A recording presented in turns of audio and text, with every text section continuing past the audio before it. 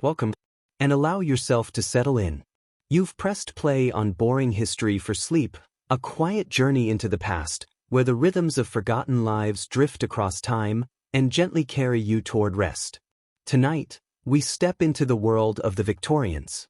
A world of candlelit rooms, of rustling fabric, and of lives encased in layers upon layers of cloth. We often imagine the 19th century as an age of grandeur, elegant women in enormous gowns, moving gracefully through drawing rooms and garden walks. But beneath that elegance, beneath the lace and silk and bustle, were very human needs that were not always simple to manage. The subject may surprise you. It is one we rarely discuss, though it was part of every woman's life, the reality of the toilet hidden under those vast dresses. In this gentle telling, there will be no harshness, no crudeness. Instead, we will drift quietly through the world these women inhabited, their daily routines, their struggles, and the quiet ingenuity they developed to cope. So, imagine yourself now, in the soft glow of a lamplit Victorian parlor. Outside, the sound of carriage wheels fades into the night. Within, we begin our exploration, calmly, slowly, into the hidden realities of women's daily lives under those giant dresses. Picture, if you will, the start of an ordinary Victorian morning. A woman rises from her bed, the faint chill of the English air brushing against her skin. Before she can step into the day, she must step into layers of clothing, garments that will shape not only her appearance, but the very rhythm of her hours. First, the chemise, soft and thin against the skin. Then, the corset, drawn tightly to form the desired figure of the age. Over it, the petticoats, sometimes several, layer upon layer, adding weight and volume. Then comes the crinoline, a great cage of whalebone or steel, expanding the dress into a vast dome that could span several feet in diameter. Finally, the gown itself, with sleeves and bodice, buttons and hooks. The result was magnificent and profoundly cumbersome. Now, imagine yourself moving through the house in such attire. Every doorway must be negotiated. Every staircase descended with care. Even the simple act of sitting required calculation, as the cage and fabric bent and shifted. And beneath all this, the body continued its quiet, unavoidable needs. Here is where the challenge of toileting arose. A woman in a crinoline could not easily bend or gather her skirts. Facilities varied from household to household.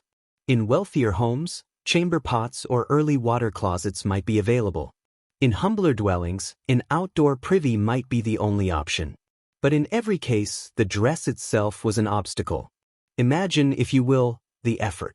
To gather the many layers, to hold them high enough to make use of a chamber pot, and to do so with grace, often in the semi-darkness of an unheated room. Privacy was not always assured.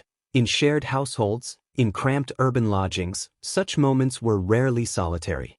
The rustle of fabric, the careful balancing, the awkward lifting, these were realities behind the serene faces we see in painted portraits and sepia photographs. And then, there was the matter of hygiene. Toilet paper as we know it was not common until later in the century. Instead, people relied on cloths, sponges, or whatever materials were at hand. These quiet improvisations were part of daily existence, seldom spoken of, yet omnipresent. To move through the day in such clothing was to exist in constant negotiation with one's garments. Every action, from stepping into a carriage to sitting for tea, carried with it a hidden weight, both literal and metaphorical. Yet women did adapt. They developed techniques, small adjustments of posture and movement, to make the impossible more manageable. And so, the rhythm of their lives continued. Morning gave way to afternoon, and afternoon to evening. Beneath the grandeur of the gowns was a reality we so rarely imagine, the daily struggle of balancing elegance with necessity. Let us now turn from the ordinary rhythms of everyday women to one woman who defined the age itself, Queen Victoria. Her reign stretched for more than 60 years, and her image remains one of the most iconic in history. Dressed in silks and satins, draped with jewels, a figure of dignity and authority. Yet even for Victoria, crowned and powerful though she was, the realities of dress and bodily needs could not be escaped. Imagine her as a young woman, in her late teens, just before her ascension to the throne. She was small in stature, barely 5 feet tall, yet expected to wear the same voluminous gowns as any fashionable lady of her time. Court dress, especially for formal occasions, was more than clothing. It was a symbol of monarchy itself. Layers of brocade, heavy velvet, intricate lace, all extending outward with hoops and petticoats. Such garments were not only restrictive but exhausting. Within Buckingham Palace and in her other residences, toilets of a sort were provided. There were water closets by the 1830s and 40s, but they were few, experimental, and not always reliable. Many were prone to smells and blockages. For the Queen, chamber pots remained a necessary and frequent solution. The word necessary itself, in fact, became a polite euphemism for such facilities.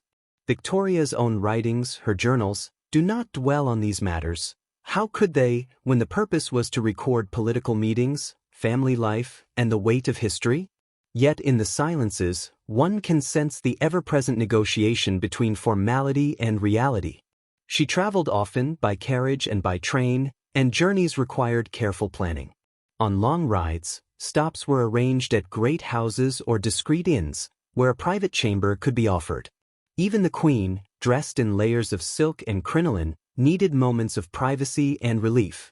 We see this tension, too, in the lives of women close to her, ladies-in-waiting, attendants, and noble visitors to her court. Diaries from these women, less guarded than royal journals, speak occasionally of the inconveniences of dress, the challenges of answering nature's call during long ceremonies or public events. In the House of Lords, where women sometimes sat in the galleries for hours, the lack of facilities could become unbearable. One striking example comes from Lady Sarah Spencer, an aristocrat of the period, who described in her letters the ordeal of traveling in a full crinoline. She spoke of the difficulty of removing oneself from the carriage and of arranging one's garments in order to make use of the pot provided. It was an elegant phrasing, yet one that reveals the hidden discomforts. For Queen Victoria, appearances were everything. She was aware that her image, carefully presented, shaped not only her own authority but the character of her age. Yet behind the portraits, the black mourning dress she wore for decades after Prince Albert's death, the regalia of state, the stiff gowns of ceremony, was a woman bound by the same quiet inconveniences as her subjects. When you see those photographs, stern and unyielding, imagine also the hidden reality, the weight of skirts, the difficulty of movement, the whispered requests for the necessary when travel or ceremony made it impossible to wait. Even the Queen, sitting in gilded halls, was not exempt from the daily challenge of managing human needs beneath vast, unyielding garments. And so, her life reminds us of a paradox at the heart of the Victorian age. Outwardly, a world of progress, invention, and grandeur. Inwardly, a world where something as simple as the toilet remained stubbornly complicated. For the Victorians, the subject was not openly spoken of. To mention bodily functions directly was considered unladylike, even indecent. Instead, polite society developed a wide vocabulary of euphemisms. The necessary, the closet, the retiring room. Even advertisements for new plumbing technologies were careful, promising comfort or modern convenience, but rarely naming their purpose outright. And yet, beneath these silences, the evidence has remained. Archaeologists, excavating 19th-century homes, uncover fragments that tell their own story. Beneath the floors of cottages and grand terraces alike, chamber pots have been found, some made of delicate porcelain with floral patterns, others of plain earthenware, utilitarian and unadorned. Their presence reminds us that toileting was not merely a royal inconvenience but an everyday part of life for all. In crowded urban centers like London and Manchester, the challenge was intensified. Whole families might share a single privy at the end of a yard. The contents would be collected by night soil men, who carried away the waste under cover of darkness, often selling it as fertilizer to farms on the outskirts of the city. These men were rarely spoken of, yet their work was essential. The quiet rhythm of their labor helped sustain the rhythm of the city itself. Archaeological digs in old tenements often reveal cesspits and drains, sometimes still holding the compacted remains of what was once daily life. Among these layers are not only waste but also small objects, broken toys, lost buttons, fragments of dishes that slipped in by accident. These layers form a kind of time capsule. They speak of ordinary existence, of families managing the unavoidable realities of life under difficult conditions. For wealthier households, new technologies gradually emerged. The invention of the modern flushing toilet, associated with names like Thomas Crapper, slowly spread across Victorian Britain. But the adoption was uneven. In some great houses, gleaming water closets stood as symbols of progress, while in poorer neighborhoods, families continued to rely on simple pots or shared outdoor privies well into the century. Public health reformers of the time were keenly aware of the dangers. Outbreaks of cholera, typhoid, and dysentery were often linked to poor sanitation. Reports described how waste seeped into water supplies, turning rivers and wells into sources of disease. The language used in these reports was calm but urgent, a recognition that without better systems, entire populations remained at risk. And yet, even in the midst of these reforms, the cultural taboo remained. Toilets were not discussed openly, especially not for women.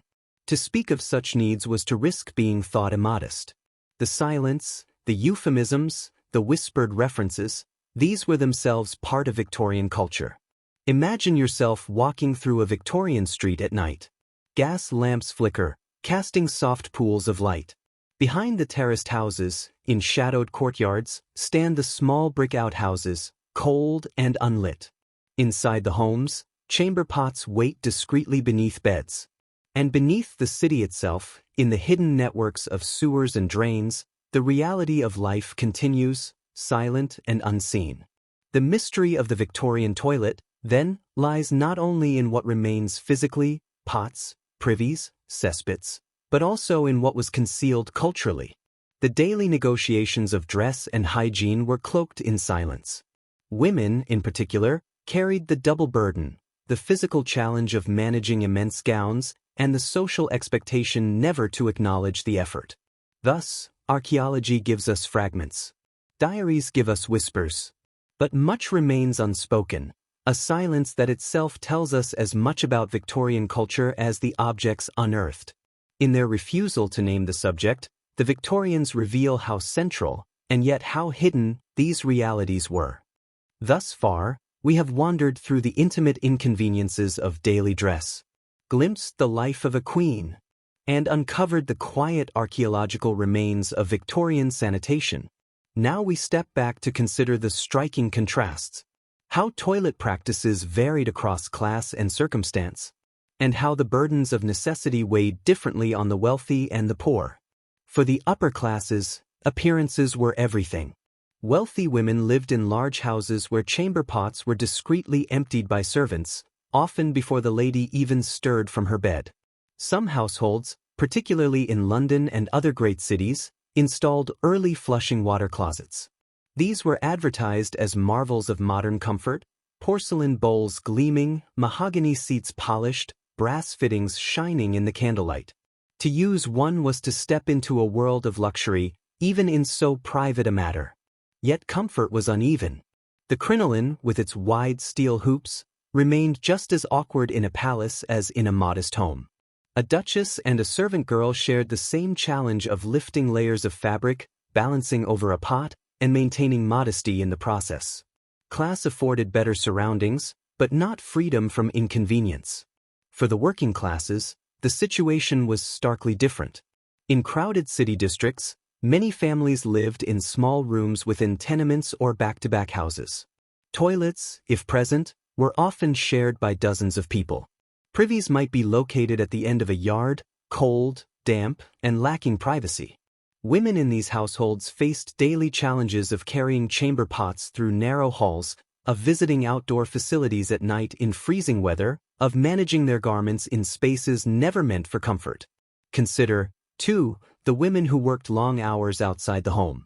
A factory worker in Manchester, dressed in simpler skirts but still bound by layers of cloth, had little access to privacy during the day.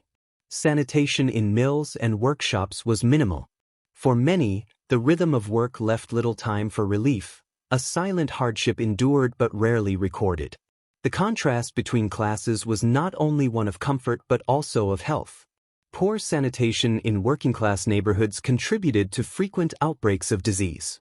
In contrast, the wealthy, with access to better plumbing and servants to manage the less pleasant tasks, lived with greater security, though even they were not immune to the larger problems of polluted rivers and tainted water supplies. Rural life offered a different pattern. In the countryside, where space was more abundant, families often had their own privies, simple wooden or brick structures set apart from the home.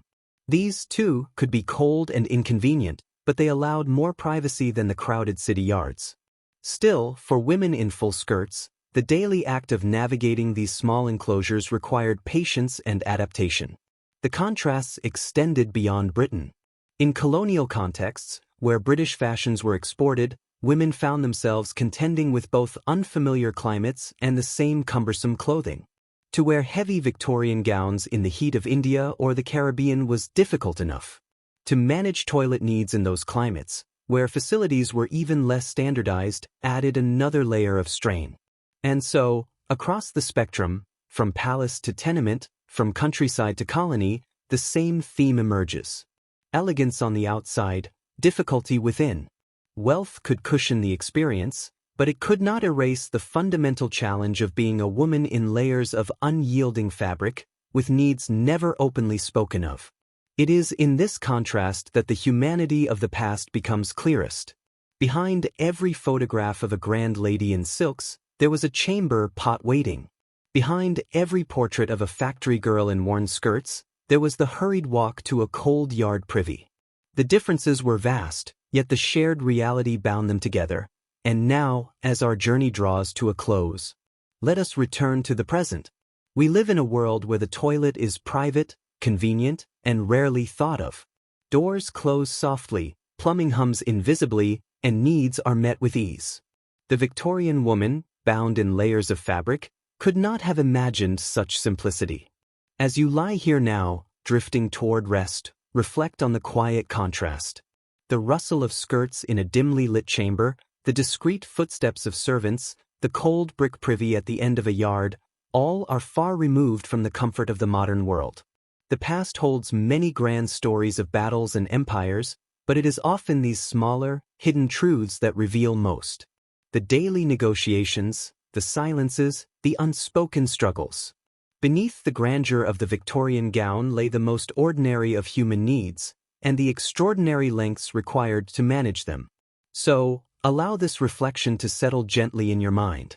The rhythm of their lives, the weight of their garments, the silence around their struggles. All now softened by time, all now distant. You are safe in the present, with comforts unimaginable to them. And with that thought, let the story fade. Let the layers of history fall away. And let sleep, calm and unhurried, gently overtake you. And so, our quiet journey through the hidden world of Victorian women draws to its close. We began with the weight of the gown itself, layer upon layer, shaping not only appearance but also the rhythm of daily life. We followed a queen, glimpsing how even Victoria herself, regal and powerful, was not exempt from the quiet struggles of clothing and necessity. We looked into the silences of culture and archaeology, where chamber pots and privies, sewers and cesspits, whispered their secrets from beneath the earth. And finally, we compared the worlds of rich and poor, where comfort and hardship diverged, but the fundamental reality remained the same. The Victorian woman, outwardly graceful and composed, lived within a web of challenges hidden from polite conversation. Beneath the rustle of silk was the effort of modesty. Beneath the elegance of photographs was the daily negotiation with fabric and necessity. And yet, in these unspoken details, we find something deeply human. Across centuries and across classes, the needs of the body unite us all. The difference lies only in how each society has chosen to manage them and in what is spoken of or quietly concealed. As you rest here now, reflect gently on the contrast. Where they endured complication, you enjoy simplicity. Where they carried silence, you live in a world that names things more freely. And where their garments weighed heavily upon them, you lie unburdened, wrapped in only the soft fabric of the present moment. Let the images drift away now. The flicker of lamplight, the rustle of skirts, the quiet steps across tiled floors. The past grows dimmer, like a candle fading in the night. You are here, safe, in comfort unimaginable to them. Allow yourself to breathe slowly, deeply, and let history slip quietly into dream.